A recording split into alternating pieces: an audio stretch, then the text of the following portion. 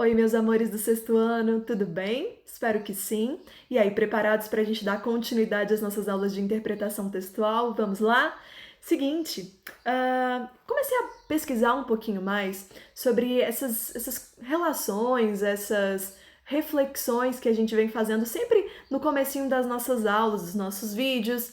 E eu encontrei, então, esse trechinho, né, desse poema do Carlos Drummond de Andrade. Para quem não conhece, é um poeta, um autor grandioso, uma figura magnífica da nossa literatura, ok?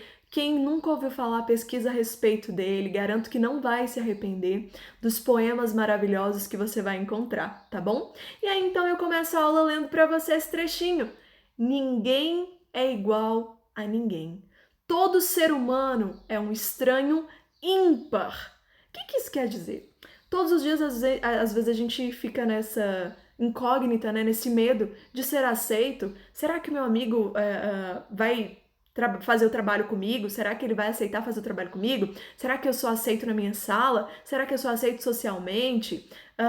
Todas essas incógnitas, elas trabalham dentro da gente com um sentido muito exclusivo, que hoje eu queria trabalhar isso com vocês nesse capítulo novo, que é a respeito do ato de a gente trabalhar com a nossa aceitação, com o amor próprio, com eu entender o quanto eu sou importante, o quanto você é importante, o quanto a sua vida é importante, não somente para os seus familiares, mas para todo mundo que te rodeia, ok? Então, o capítulo de hoje, ele vem mostrar muito isso pra gente, com o ato da gente ser um ser único, né? E é isso que traz as nossas fortificações, é isso que trabalha como a gente é importante por ser único, né? E isso veio mostrando muito bem pra gente um texto que a gente vai fazer a leitura agora, né? Que é do Gabriel Pensador, né? Que é a respeito de um menino que o pai colocou o nome, né, para ele e tudo mais, só que o pai era analfabeto. Então o pai não sabia escrever, certo? E ao redigirem o nome dessa criança, veio com um erro, certo? E aí a gente vai trabalhar a respeito desse texto e é super bacana, tá bom? Então a primeira pergunta que eu te faço, já pegou seu material? Eu já peguei o meu. Preparados? Vamos lá? Primeira coisa, meta do dia. O que é a nossa meta? A gente vai colocar como foco fazer, então, a correção daquele textinho, né? Da interpretação textual do terno versus tênis. Primeira pergunta, já deu tudo certo? Conseguiu fazer a interpretação tranquilamente? Ótimo. E então a gente vai dar sequência ao texto Um Garoto Chamado Rorbeto. Rorbeto é o nome do menino. Vamos lá? Pega o seu livro maravilhoso, mais querido, abre na página 224, você fez a leitura do texto todo, ótimo, grifou, né, as palavras importantes, e a gente adentra a interpretação desse texto. Gente, eu peço para você, acompanhe do seu livro didático, tá bom? E aí, então, essas imagens você vai estar sabendo de onde eu estou citando, de onde eu estou falando, e você vai fazendo esse acompanhamento do seu próprio livro, que é muito mais bacana, ok? A questão 1 diz pra gente o seguinte: segundo o autor do texto, pessoas de terno costumam ser mais bem tratadas do que aquelas que usam tênis e camiseta. E ele questionou você. Você concorda com essa afirmação que foi feita por ele? O que você colocou aí na sua resposta? Coloca aqui pra mim no comentário. Tô super ansiosa pra ver. Vamos lá. 2. O cronista segue dizendo que o fato não ocorre só com ele e descreve uma situação em que um amigo empresário foi abordado por um maître, né, na porta de um restaurante fino, elegante, indagando se ele tinha feito uma reserva. É isso. Porque o cronista considera inadequada essa atitude do maître? Gente, o restaurante em si, ele estava deserto. Não havia necessidade de fazer reserva nenhuma, né? Então, ele acredita que isso era nada mais do que uma própria implicação do maître perante ao próprio, né, a própria vestimenta do outro, do amigo e tudo mais. E assim, o ato de um restaurante estar às moscas, como é citado, vazio, ele diz, eu não vejo a necessidade de ter uma reserva específica, né? Parece que o restaurante está esnobando do próprio cliente, né? Olha a 3. Observe o trecho a seguir. Fomos tratados como candidatos a faxineiros. Levante hipóteses. Como foi o tratamento recebido, né, por eles? Então, assim, eles ficaram sendo observados, foram desprezados, menosprezados, né? Perante a tal situação, você poderia ter colocado várias respostas sem problema. Reflita, não haveria, nessa fala do próprio cronista, uma atitude também discriminatória da parte dele? Justifique a sua resposta. E aí, você colocou o quê? Que ele também foi preconceituoso com os faxineiros e tudo mais. O que você colocou? Tô ansiosa, viu? Ao pagar a conta, o cronista usou um cartão de crédito, pois ficou com vergonha de usar cheque. Por que você acha que ele se sentiu assim? Não, eu não vou usar o cheque, vou usar o cartão de crédito. Eu quero que você comece a pensar para responder isso daí, que atualmente cartão de crédito é meio que um status social, né? Mostra que você tem algum poder aquisitivo, que você, né, tem dinheiro, e aí ele então se sentiu envergonhado, porque ele já estava sendo recriminado por outra pessoa. Imagina se ele desse um cheque pro maître, né, pro restaurante em si. Com certeza ele teria sido ainda mais escrachado pela outra pessoa, né? Segundo o cronista, apenas os homens sofrem esse tipo de discriminação? Gente, não! Ele cita lá no texto que as mulheres sofrem muito mais. E ele deu exemplo, a questão, né, de uma amiga que fica horas nos balcões de bar e dos restaurantes, porque os funcionários do local recriminam por questão da vestimenta, evitam dar uma mesa para essas mulheres. Olha isso, gente! Complicado, hein? 6. Depois de apontar os problemas enfrentados por quem não usa terno, o autor critica a discriminação contra outro item do vestuário, a questão do tênis. Que consideração ele faz sobre esse item? Então, ele vem fazendo o quê? Uma crítica às casas noturnas, né? Que impedem a entrada de clientes que usam tênis. O que o autor diz? Ele diz pra gente assim, ó. Segundo o autor, né, essa atitude é injustificada, já que, gente, tênis é algo confortável e custa muito caro, né? E isso é independente, mas ele comenta sobre o próprio preconceito que é tido, é causado por conta de um sapato, né? E aí, explique o sentido lá na 7 das frases a seguir. O que seria estender o tapete vermelho? É dar grande importância a alguém, a algo.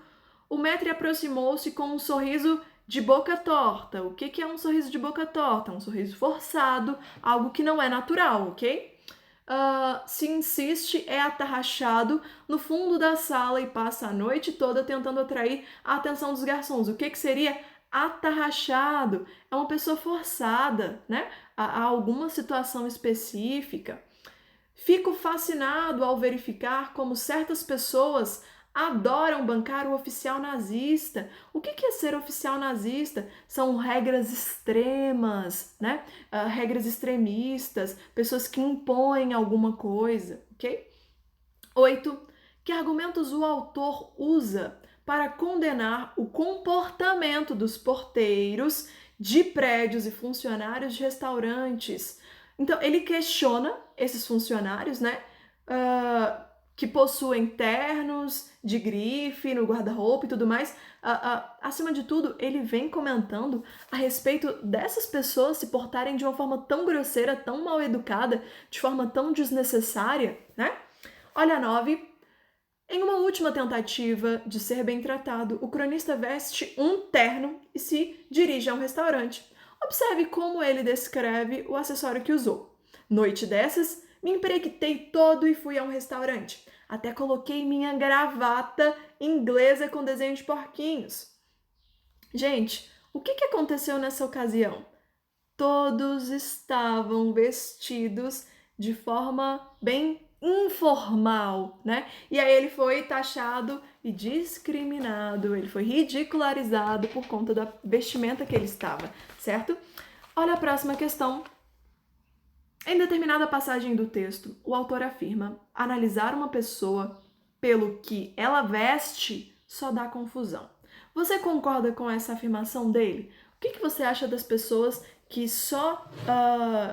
que adoram, né, analisar as pessoas pelo que ela tem, pelo que ela veste? O que você acha disso? Coloca aí pra gente. Abre, por favor, no capítulo 12. Capítulo 12. Nós temos aí várias crianças diferentes, cada um com a sua qualidade, com as suas pessoalidades acima de tudo. Ao longo da nossa vida é comum surgirem inquietações em vários momentos. E se eu for bem aceito, né? E se eu não for bem aceito? E se não me deixarem participar para lidar satisfatoriamente com situações como essas? Olhar para si com carinho e reconhecer suas qualidades é o primeiro passo, é a gente verificar que a gente é importante sim. Afinal, apesar das diferenças, somos todos iguais. E aí nós temos o trechinho do Drummond. Igual, desigual. Ninguém é igual a ninguém. Todo ser humano é um estranho ímpar. E aí você tem 3 questõezinhas, responda, por favor. E vamos passando para a página 242. Você tem, então, acompanha do seu livro, por favor, tá? O texto que você vai ler a seguir é um recorte do livro Um Garoto Chamado Roberto, de Gabriel Pensador. Nele, um garoto é registrado com Roberto, porque o pai era analfabeto. Não soube soletrar o nome que queria dar ao filho. O menino nunca se preocupou com isso, cresceu feliz em uma vila pequena, onde todos se tratavam como uma família. Certo dia, aprendeu a contar. E olha o que aconteceu, vamos lá. Roberto ainda era pequeno, mas já caminhava e corria, também já sabia falar. E, além de falar, ele ouvia. Crianças aprendem a pensar, e ele aprendeu desde cedo. Também aprendeu a contar usando a ajuda dos dedos. Pensou nos amigos que tinha, o pai e a mãe eram 2. Filé, o terceiro da lista. Não lembro quem veio depois. Contou só na mão direita. Os pais, o cachorro e mais 3. Contou do dedão ao dedinho.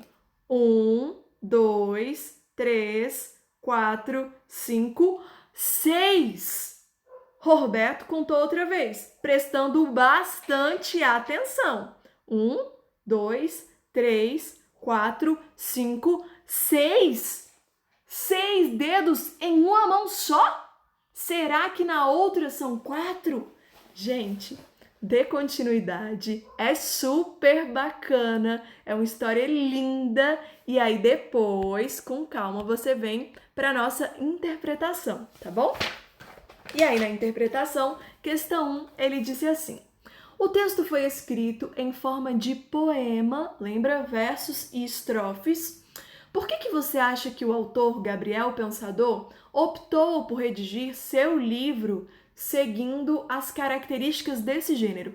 Qual seria a intenção dele, gente, ao produzir, então, um livro, né, em formato de poema? O que você acha? Por que você acha que ele fez isso? Olha, 2.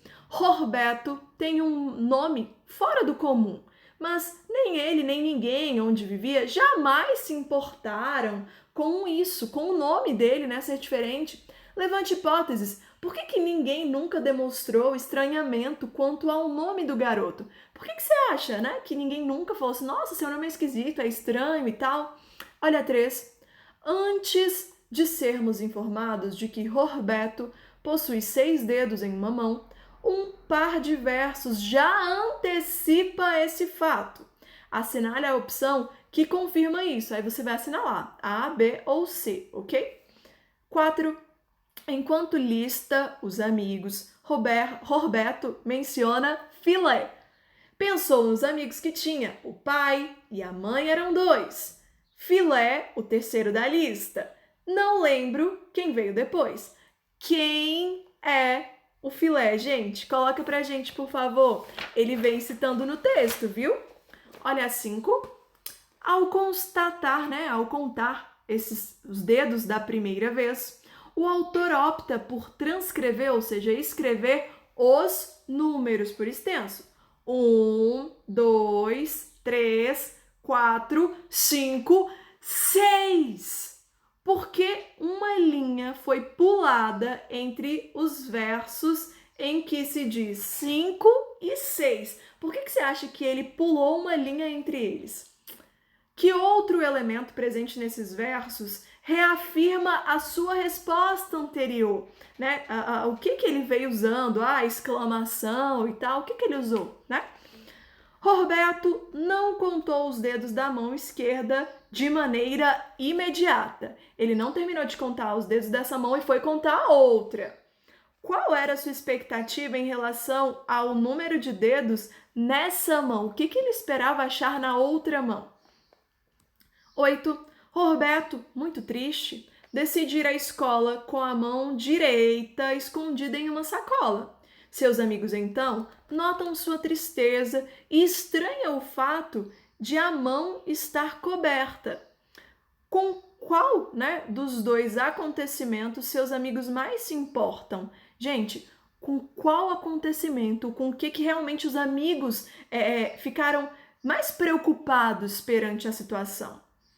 O que esse comportamento dos colegas indicam dessa relação entre o Roberto e os próprios amigos? O que essa postura desses amigos mostram perante a isso? 9. A professora pede aos alunos que copiem letras do quadro. Roberto tenta fazê-lo com a mão esquerda, mas, como não é canhoto, é aconselhado pela professora a usar a mão direita. Como ele se sai na execução dessa tarefa? Ele produziu algo bem feito? Não, também não deu certo. E aí, coloca pra gente. 10. No dia seguinte, um fato estranho acontece. Todos os alunos comparecem à escola com a mão dentro de uma sacola. Por que eles fizeram isso? Por que todo mundo colocou a mão na sacola para ir no outro dia para a escola? Letra A, B, C ou D? Assinala pra gente de forma assertiva. Vamos lá. 11. Agora responda. A preocupação e tristeza de Roberto tinha algum fundamento? Você acha que tinha algum fundamento essa preocupação, dele achar, meu Deus, o que vão achar de mim que eu tenho 6 dedos em uma mão só? E aí, será que ele tinha fundamento nessa preocupação dele? Será que ele não se achava também importante, E aí, pessoal, eu vou ficando por aqui. Finalize o exercício com calma, volte o vídeo quantas vezes for necessário. Qualquer dúvida, coloca para mim no comentário e eu já tiro essa dúvida, tá bom? Eu deixo um grande beijo para cada um de vocês.